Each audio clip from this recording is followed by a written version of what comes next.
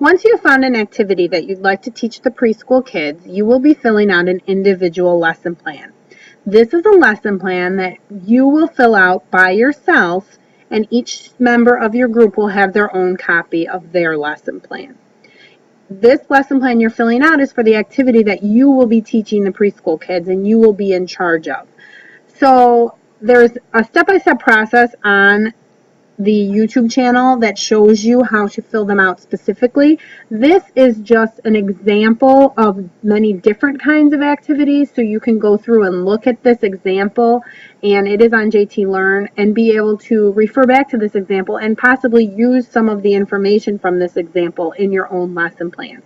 So you can see that Jane has filled out the top of her page. She's going to be doing a me flag. Her me flag is going to be an activity where a sheet of paper and folds it into fours, and in one corner of the paper she'll put have the kids color it their favorite color.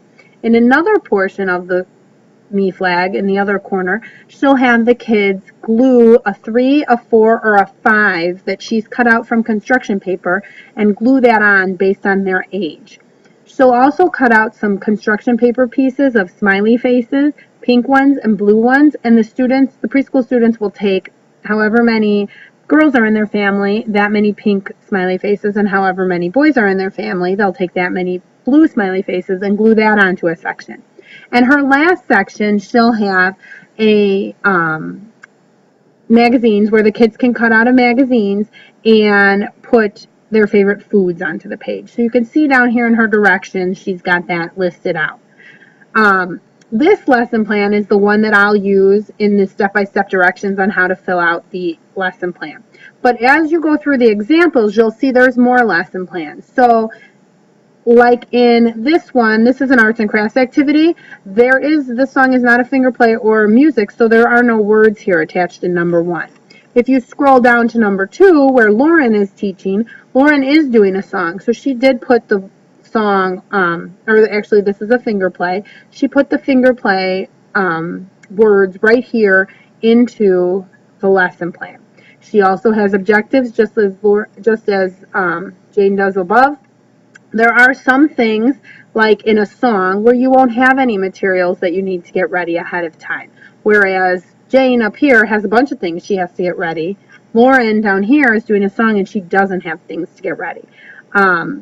There's still going to be opening questions, transitions, directions, and all of your activities. Cleanup is another one. Sometimes there's a lot of cleanup, sometimes there's no cleanup.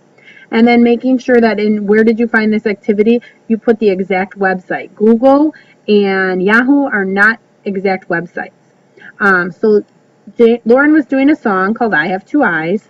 Tom is another member of the group. He's doing an activity called Happy Tooth, Sad Tooth. And in his Happy Tooth, Sad Tooth activity, he's going to give each child a tooth cutout on a popsicle stick. And one tooth will have on one side of the tooth will be a happy face, on the other side will be a sad face.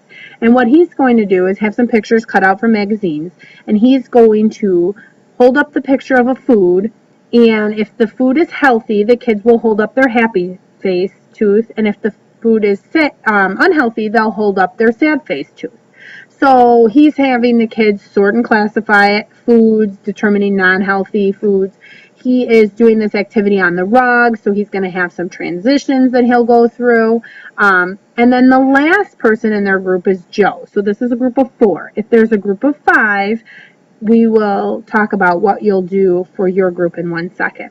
So Joe is the last person in their group. He is in charge of free play.